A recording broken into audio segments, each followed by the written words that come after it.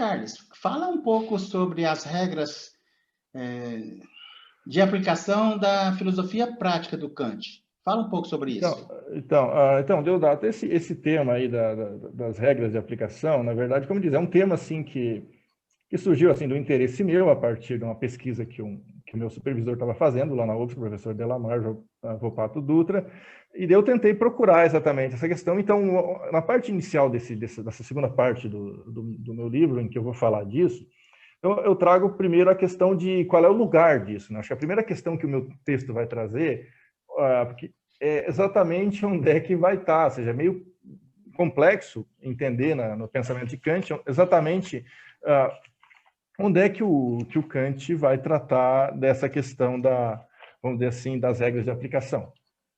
Porque, assim, o Kant tem algumas passagens que ele vai falar da necessidade de ter um tipo de, como é que eu diria assim,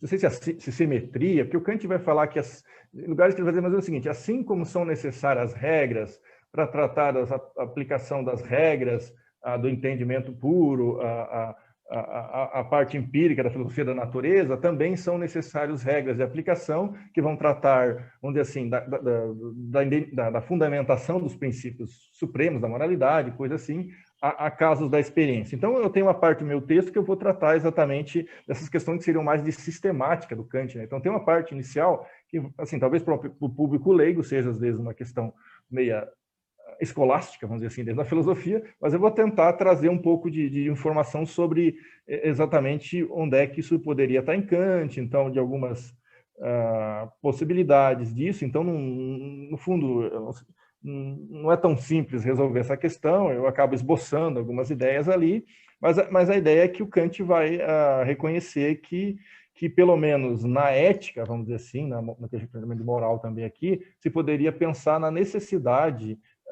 de regras de aplicação, enquanto que no direito isso é um pouco mais confuso, mas eu também vou tentar trazer alguns aspectos disso. Mas essa diferença entre ética, moral, direito e essas regras de aplicação, ela tem a ver, na verdade, com os tipos de deveres que essas esferas têm e com também um traço que o Kant vai falar, que é característico do sistema jurídico. Eu também trago, esse é um tema que eu trabalho, por exemplo, em um outro artigo que eu publiquei, acho que nos cadernos de ética e filosofia política da USP, um tempo atrás, faz algum tempo, sobre que o Kant, ele, quando vai falar do direito, ele fala o tempo todo da necessidade da precisão matemática. Então, que o direito ele precisa determinar com precisão matemática aquilo que ele exige, porque senão fica difícil aplicar. Então, no direito, essa parte da regra de aplicação é mais confuso se o Kant reconhece a necessidade ou não. Por quê? Porque ele vai dizer que aquilo que não tem uma natureza precisa, matemática, não deveria estar no ordenamento. Então, a pergunta é, se não tem precisão, para que aplicação? E aí o Kant seria um pouco, assim, se a gente olhar de fora, um pouco anacrônico, um pouco... Por quê? Porque os filósofos que vão discutir a filosofia do direito hoje, eles vão falar de que essa questão da aplicação é um problema real. Existe, de fato, uma questão de aplicação no direito, porque o ordenamento jurídico, eles vão dizer, algumas pessoas usam a expressão, as regras jurídicas, normas jurídicas, elas têm textura aberta. Então, elas têm possibilidade de mais de uma interpretação, os juízes acabam tendo algum espaço aí para alguma discricionariedade, claro que isso acaba, às vezes, sendo um problema para tratar em filosofia política, mas o Kant, ele entendia que esses problemas talvez não existissem. Então, isso acaba sendo uma questão que talvez cabesse uma análise mais detalhada em algum momento, mas, assim, então, no direito é mais confuso se isso precisa ou não, mas na ética é muito mais claro. Assim, porque o Kant, daí, nessas passagens que ele fala de simetria entre filosofia teórica e prática, necessidade das regras da aplicação, e daí ele vai falar também da distinção entre deveres perfeitos e imperfeitos. Então, ou seja, essa distinção de deveres perfeitos e imperfeitos, ela tem um pouco a ver com a questão inicial, anterior, que é a relação entre ética, direito e moral, porque existem alguns momentos que o Kant dá um pouco a entender que os deveres perfeitos seriam também jurídicos e os deveres imperfeitos éticos, mas essa distinção ela não é precisa. Pensar a distinção entre ética e direito a partir desse binômio tem algumas imprecisões, vamos dizer assim, mas o ponto é que o fato da ética ter deveres imperfeitos, E o que é dever imperfeito? Se você pudesse me perguntar, o que é uma pessoa comum? O que é um dever? Na verdade, é deveres de obrigação imperfeita e deveres de obrigação perfeita. Não é a obrigação que é perfeita ou imperfeita. Então, a ideia é que um dever de obrigação perfeita, ele determina com exatidão, assim, matemática, o que deve ser feito e o que não deve ser feito. Então, são deveres de ação e omissão. Então, eu não devo matar, não devo roubar, não devo mentir. Então, são deveres perfeitos. Eles estabelecem aquilo que deve ou não ser feito.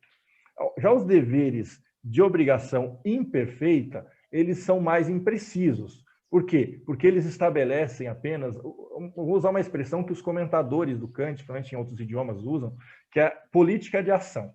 Então, os deveres imperfeitos, eles estabelecem uma política de ação, porque a gente tem a obrigação de cumprir certos atos, mas não está claro como é que a gente faz, quando a gente faz, a que extensão a gente faz. E vou citar aqui 2 exemplos que o Kant emprega desses deveres. Então, deveres imperfeitos, os mais conhecidos ali do texto do Kant, são o dever de beneficência e o dever de autoaperfeiçoamento dos talentos.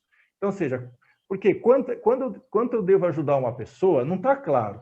Não está claro quanto eu devo... Ou seja, para mim, ser uma pessoa beneficente, eu tenho que ajudar todo dia, eu tenho que ajudar de vez em quando. Então, ou seja, não tem uma regra matemática que estabeleça que alguém, para ser beneficente, tem que fazer isso ou aquilo. Na verdade, assim, talvez eu pudesse dizer com mais clareza que uma pessoa que não é beneficente é uma pessoa que nunca ajuda ninguém.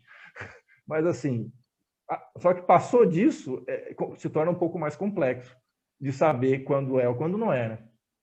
Okay. A mesma coisa, uma pessoa que aperfeiçoa os talentos naturais.